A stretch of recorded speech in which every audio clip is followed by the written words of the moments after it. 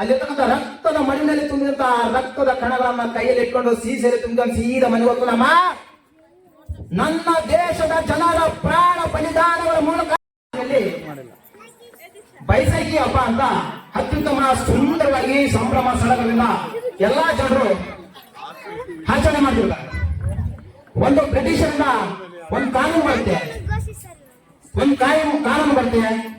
ಆ ಕಾನೂನು ಏನಂತಿತ್ತಪ್ಪ ಅಂತಂದ್ರೆ, ಭಾರತೀಯರು ಯಾವುದೇ ಕಾರಣಕ್ಕೂ ಎಲ್ಲಂದ್ರಲ್ಲಿ ಗುಂಪಾಗಿ ಓಡಾಡಂಗಿರ್ಲಿಲ್ಲ, ಗುಂಪಾಗಿ ಓಡಾಡಂಗಿಲ್ಲ, ಸಭೆ ಸಮಾರಂಭಗಳನ್ನು ಮಾಡಂಗಿರ್ಲಿಲ್ಲ. ಅದೇ ರೀತಿಯಾಗಿ ರಾತ್ರಿ 8 ಗಂಟೆ ಆದ ತಕ್ಷಣ ಯಾರು ಕೂಡ ರಸ್ತೆಗಳಲ್ಲಿ ಓಡಾಡುವಂತಿರ್ಲಿಲ್ಲ. ಈ ಕಾನೂನನ್ನ 1919ರಲ್ಲಿ ಬ್ರಿಟಿಷರು ಜಾರಿಗೆ ತರ್ತಾರೆ. ಈಗ ಇಂದಿನ ಉದ್ದೇಶ ಏನಪ್ಪಾ ಅಂತಂದ್ರೆ, ಯಾವುದೇ ಕಾರಣಕ್ಕೂ ಭಾರತೀಯರು ಸ್ವತಂತ್ರದ ಧ್ವನಿಯನ್ನ ಎತ್ತಬಾರದು, ಅದನ್ನ ಮಟ್ಟ ಹಾಕುವಂತ ಉದ್ದೇಶದಿಂದ ಬ್ರಿಟಿಷರು ಈ ದೇಶಕ್ಕೆ ಒಂದು ಕಾನೂನು ತರ್ತಾರೆ. ಸೊ ಅವತ್ತು ಬೈಸಾಖಿ ಹಬ್ಬ ನಾವೆಲ್ಲರೂ ಕೂಡ ಯುಗಾದಿ ಅಂತಂದು ಎಷ್ಟು ಸಂಭ್ರಮ ಸಡಗರದಿಂದ ಆಚರಣೆ ಮಾಡ್ತಿದ್ವಲ್ಲ, ಅಷ್ಟು ಸಂಭ್ರಮ ಸಡಗರದಿಂದ ಆಚರಣೆ ಮಾಡ್ತಾ ಇದ್ವಿ ಅಂತ ವಿದ್ಯಾರ್ಥಿಗಳು ಸಲಹೆ ಇರ್ಬೇಕು. ಫಸ್ಟ್ ಸ್ಪೀಚ್ ಜಲಿಯನ್ ವಾಲಾಬಾಗ್ ಹತ್ಯೆಕಾಂಡ ಕೇಳಿ ಸಂಭ್ರಮ ಸಡಗರದಿಂದ ಆಚರಣೆ ಮಾಡ್ತಿರ್ತಾರೆ. ಇಂತಹ ಒಂದು ಆಚರಣೆಗೆ ಬ್ರಿಟಿಷ್ ಅಧಿಕಾರಿ ಬಂದು ಹೇಳ್ತಾನೆ, ನೋಡಪ್ಪ ನಿಮ್ಗೊಂದು ಕಾನೂನು ಬಂದಿದೆ, ನಿಮ್ಗೆ ಗೊತ್ತಿಲ್ಲೇನೋ ಅಂತ. ಏನ್ ಕಾನೂನು ಅಂತಂದ್ರೆ ಅಲ್ಲಿ ಹುಡುಗ ಕಿತ್ತಕತಾನೆ, ಏನ್ ಕಾನೂನು ಅಂತ ಕೇಳ್ತಾರೆ. ವಿದ್ಯಾರ್ಥಿಗಳು ತುಂಬಾ ಡಿಸ್ಟರ್ಬ್ ಆಗ್ತದೆ. ವಿದ್ಯಾರ್ಥಿಗಳೇ ಪವಿತ್ರ ಡಿಸ್ಟರ್ಬ್ ಆಗುತ್ತೆ. ಸ್ಟಾರ್ಟ್ ಮಾಡ್ಬಿಡಿ ಸರ್. ಶಿಸ್ತು ಅಂತಕ್ಕಂಥದ್ದು ನಮ್ಮ ಮೂಲ ಸಿದ್ಧಾಂತ ಆಗುತ್ತೆ. ಕೇಳಿದ್ರು ಕಷ್ಟ ಕೇಳಿ.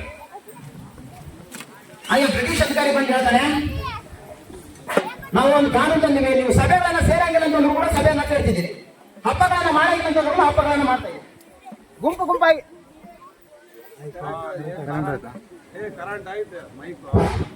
ಗುಂಪಾಗಿ ಓಡಾಡಂಗಿಲ್ಲ ಅಂತಂದ್ರು ಗುಂಪಾಗಿ ಓಡಾಡ್ತಿದ್ರಿ ಅಂತಂದು ಒಂದು ಎಚ್ಚರಿಕೆಯನ್ನು ಕೊಟ್ಟತನ.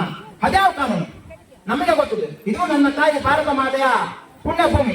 ಇಂಥ ಭೂಮಿಯಲ್ಲಿ ನಾನು ಸಭೆಗಳನ್ನು ಸೇರುವಂತಿಲ್ವೇ, ಹಬ್ಬವನ್ನು ಮಾಡುವಂತಿಲ್ವೇ, ಅಥವಾ ಗುಂಪಾಗಿ ಓಡಾಡುತ್ತಿಲ್ವೇ?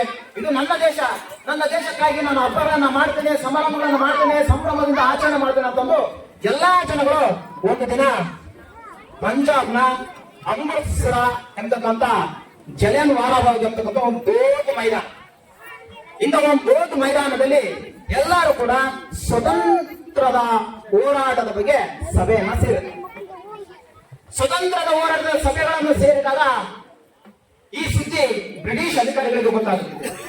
ಭಾರತೀಯರಿಗೆ ಮಾತಿನ ಪಾಠ ಅಲ್ಲ, ಬಂದೂಕಿನ ಪಾಠ ಕಲಿಸಬೇಕು. ಈ ಭಾರತೀಯರಿಗೆ ಕೇವಲ ನಮ್ಮ ಮಾತಿನ ಪಾಠ ಅರ್ಥ ಆಗೋದಿಲ್ಲ, ಬಂದೂಕಿನ ಪಾಠದಿಂದಲೇ ಇವರಿಗೆ ಬಂದೂಕಿನಿಂದಲೇ ಪಾಠ ಕಲಿಸಬೇಕಂತಂದು ಜನರಲ್ ಡಯರ್ ಅಂತಕ್ಕಂಥ ಒಬ್ಬ ವ್ಯಕ್ತಿ ಇಡೀ ಜಲಿಯನ್ ವಾಲಾಬಾಗ್ ಅಲ್ಲಿ ಸುತ್ತುವರಿತಾರೆ. ಆ ಸಭೆಯಲ್ಲಿ ಸುಮಾರು 20,000 ಜನ ಭಾಗವಹಿಸಿರ್ತಾರೆ. ಬಂಧುಗಳೇ, ಸುಮಾರು 20,000 ಜನ ಆ ಸಭೆಯಲ್ಲಿ ಭಾಗವಹಿಸಿರ್ತಾರೆ. ಜನರಲ್ ಡಯರ್ಗೆ ಬ್ರಿಟಿಷ್ ಅಧಿಕಾರಿ, ಜನರಲ್ ಡಯರ್ ಅಂತ ಬ್ರಿಟಿಷ್ ಅಧಿಕಾರಿ ಸುದ್ದಿ ಗೊತ್ತಾಗುತ್ತೆ.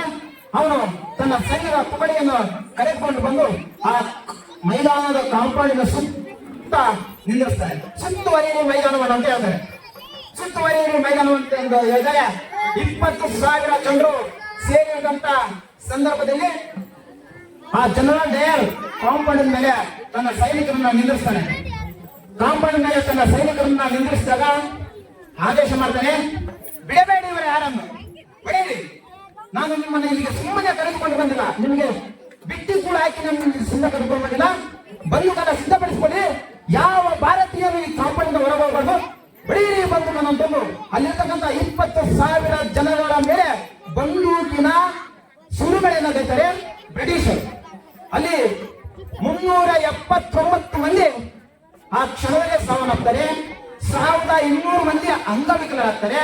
500 ಮಂದಿ ಸೆರೆ ಸಿಕ್ಕಂತ ಹೋರಾಟಗಾರನ 500 ಮಂದಿಯನ್ನ ಅಮೃತ್ಸರದ ನದಿಯ ದಂಡೆಯ ಮೇಲೆ ಚಿತ್ರ ಹಿಂಸೆಕೊಟ್ಟು ಅವ್ರನ್ನ ಜೈಲ್ಪಾಲ್ ಮಾಡ್ತಾರೆ. ಇದು ಇತಿಹಾಸದ ಪುಟಗಳಲ್ಲಿ ಎಂದೂ ಮರೆಯದೇ ಆಗ್ತಕ್ಕಂಥ ಒಂದು ದುರಂತ ಘಟನೆ. ಈ ಒಂದು ಘಟನೆ ನಡೆದಾಗ ಹದಿಹರೆಯದ 12 ವರ್ಷದ ಯುವಕ ಆ ಒಂದು ಮೈದಾನಕ್ಕೆ ಬಂದು ನೋಡಿದಾಗ ಶಾಲೆಗೆ ಹೋಗ್ತಾನೆ. ಶಾಲೆಗೆ ಹೋಗಿ ಬರ್ತಕ್ಕಂತ ಆ ಮೈದಾನಕ್ಕೆ ಬಂದು ನೋಡಿದಾಗ ಇಡೀ ಜಲವನ್ನು ಒಳಬಾರ್ದು ರಕ್ತದ ಕೋಡಿಯಿಂದ ತುಂಬಿ ತುಳುಕುತ್ತಾ ಇತ್ತು. ತುಂಬಿ ಇಡೀ ಜಲವನ್ನು ಒಳಬಾರ್ದು ರಕ್ತದ ಕೋಡಿಯಿಂದ ತುಂಬಿದೆ. ಇದೇನಿದು? ಇದು ನನ್ನ ದೇಶ. ಈ ನನ್ನ ದೇಶದಲ್ಲಿ ಇಂಥ ಒಂದು ದುರಂತ ಘಟನೆ ನಡೆದು ಹೋಯ್ತೆ. ಭಾರತದ ಮೇಲೆ ಆಕ್ರಮಣ ಮಾಡಿದವರ ಕತ್ತನ್ನು ಕತ್ತರಿಸಿದ ವಂಶದಲ್ಲಿ ಹುಟ್ಟಿದವರು ನಾನು. ನನ್ನ ತಾಯಿ ಪುಣ್ಯ ಭೂಮಿಯಲ್ಲಿ ಜನಿಸಿದ ಈ ಹೋರಾಟಗಾರರನ್ನು ಆ ಬ್ರಿಟಿಷ್ ನಾಯಿಗಳು ನನ್ನ ಕಣ್ಣೆದುರಲ್ಲೇ ಇಂಥ ಒಂದು ದುರಂತವನ್ನು ಮಾಡಿರಲ್ಲ ಅಂತ ಅವತ್ತು ಚಾಲೆಂಜ್ ಮಾಡ್ತಾರೆ. ಆ ಹುಡುಗನ ಹೆಸರು ಹದಿಹರೆಯದ 12 ವರ್ಷದ ಯುವಕ. ಆ ಯುವಕನ ಹೆಸರು ಭಗತ್ ಸಿಂಗ್. ಆ ಯುವಕನ ಹೆಸರು ಭಗತ್ ಸಿಂಗ್. ಆ ಭಗತ್ ಸಿಂಗ್ ಆ ಮೈದಾನಕ್ಕೆ ಬಂದು ನೋಡ್ತಾನೆ. ಆ ಮಣ್ಣನ್ನು ಹಿಡ್ಕೊಂಡು ನೋಡ್ತಾನೆ. ಇದು ಈ ಒಂದು ಘಟನೆಗೆ ಕಾರಣ ಆದಂತ ಯಾವ ಬ್ರಿಟಿಷರನ್ನು ನಮ್ಮ ಸುಮ್ಮನೆ ಬಿಡಬಾರದಂತ ಆ ಮಣ್ಣನ್ನ ಮಿಟ್ಟಿ ಅಲ್ಲಿರ್ತಕ್ಕಂಥ ರಕ್ತದ ಮಣ್ಣಿನಲ್ಲಿ ತುಂಬಿದಂತ ರಕ್ತದ ಕಣಗಳನ್ನ ಕೈಯಲ್ಲಿ ಇಟ್ಕೊಂಡು ಸೀಸೆಯಲ್ಲಿ ತುಂಬಿಕೊಂಡು ಸೀದಾ ಮನೆ ಹೋಗ್ತು. ನನ್ನ ದೇಶದ ಜನರ ಪ್ರಾಣ ಬಲಿದಾನಗಳ ಮೂಲಕ ರಕ್ತವನ್ನೇ ಹರಿಸಿದ್ದಾರೆ. ಕಡಲಾಚೆಯಿಂದ ಬಂದ ಆ